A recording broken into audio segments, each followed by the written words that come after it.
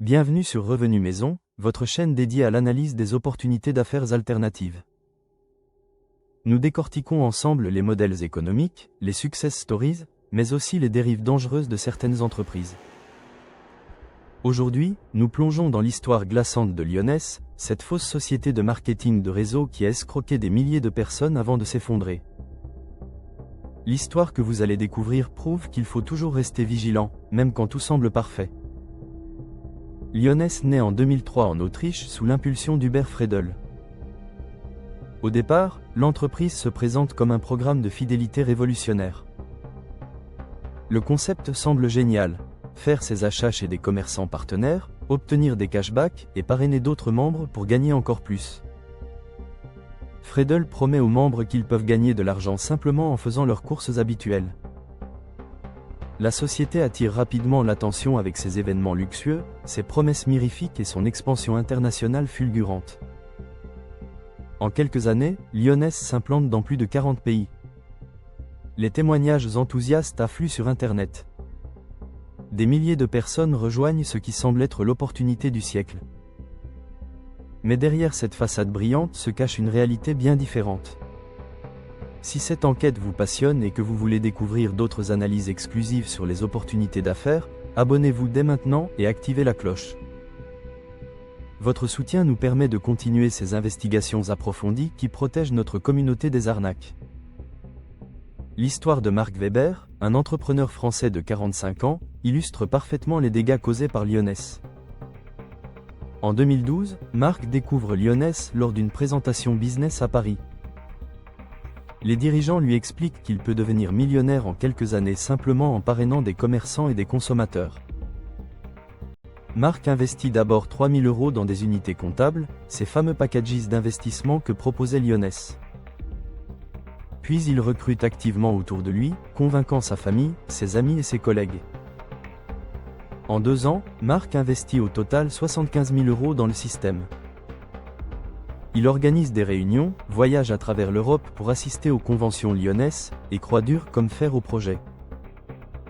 Mais les revenus promis ne viennent jamais.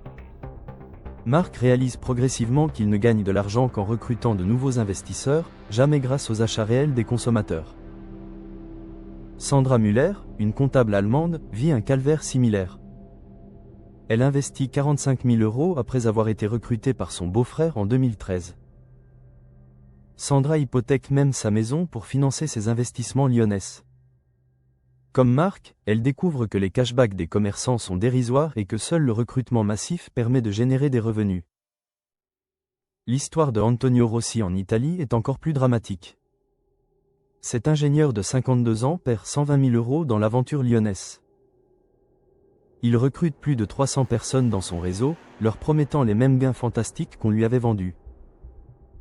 Aujourd'hui, Antonio fait face à de multiples poursuites judiciaires de la part des personnes qu'il avait recrutées. La mécanique de l'arnaque Lyoness devient progressivement claire pour les autorités européennes. L'entreprise fonctionne comme un système de Ponzi déguisé. Les nouveaux investissements financent les commissions des anciens membres. Le programme de cashback n'est qu'une façade pour masquer cette pyramide financière. Les enquêtes révèlent que moins de 2% des revenus de Lyoness proviennent réellement des achats de consommateurs. Le reste provient uniquement des investissements des nouveaux membres. Hubert Freidl et son équipe organisent des conventions grandioses dans des palaces européens pour maintenir l'illusion. Ils exhibent les quelques membres enrichis, toujours les mêmes, pour motiver les troupes. Mais la réalité des comptes montre que 99% des membres perdent leur argent. En 2016, les autorités italiennes lancent la première grande offensive contre Lyoness. Elles découvrent que l'entreprise a collecté plus de 200 millions € en Italie seulement. Les enquêteurs révèlent l'existence de comptes bancaires secrets aux Bahamas et en Suisse.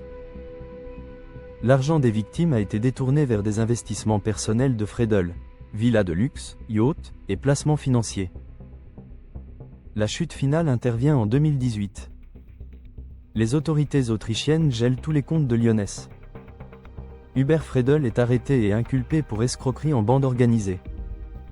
L'entreprise fait officiellement faillite en 2019, laissant derrière elle des dizaines de milliers de victimes dans toute l'Europe. Marc Weber fait aujourd'hui partie d'un collectif de victimes françaises. Il a perdu ses économies, sa maison et sa confiance en l'entrepreneuriat. Marc témoigne régulièrement pour alerter le public sur ce type d'arnaque déguisée. Sandra Müller a créé une association allemande pour aider les victimes de Lyoness. Elle accompagne les procédures judiciaires et sensibilise sur les signaux d'alarme des fausses opportunités. Antonio Rossi, lui, a dû déménager en Espagne pour échapper aux créanciers qu'il avait involontairement trompés. Il travaille désormais comme consultant pour aider les autorités à identifier les nouvelles arnaques de type pyramidal. Cette tragédie souligne l'importance de distinguer les vraies entreprises de marketing de réseau des systèmes pyramidaux déguisés. Les sociétés légitimes de MLM génèrent leurs revenus principalement grâce à la vente de produits réels à des consommateurs finaux. Elles ne demandent jamais d'investissement financier massif pour rejoindre l'opportunité. Les commissions se basent sur les ventes effectives, pas sur le recrutement de nouveaux distributeurs. Le cas Lyoness nous enseigne que la vigilance reste notre meilleure protection. Les promesses de gains rapides et faciles doivent toujours nous alerter. Une entreprise sérieuse mise sur la qualité de ses produits et la formation de ses distributeurs, pas sur les investissements initiaux. L'histoire de Lyoness démontre aussi l'importance de vérifier la légalité d'une opportunité avant de s'engager. Les autorités de régulation financière de chaque pays maintiennent des listes des entreprises autorisées. Il suffit de quelques clics pour éviter de tomber dans le piège des fausses opportunités. Aujourd'hui, Hubert Fredel purge une peine de 8 années de prison en Autriche. Les victimes se battent encore pour récupérer une partie de leurs investissements perdus.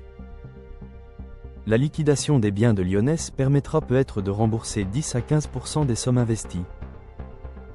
Cette affaire reste l'une des plus grandes escroqueries pyramidales de l'histoire européenne moderne. Elle rappelle que derrière les façades brillantes peuvent se cacher les pires arnaques.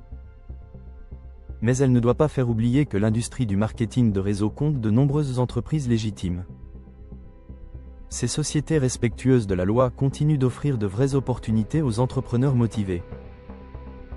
Avez-vous déjà été confronté à ce type de fausses opportunités dans votre entourage?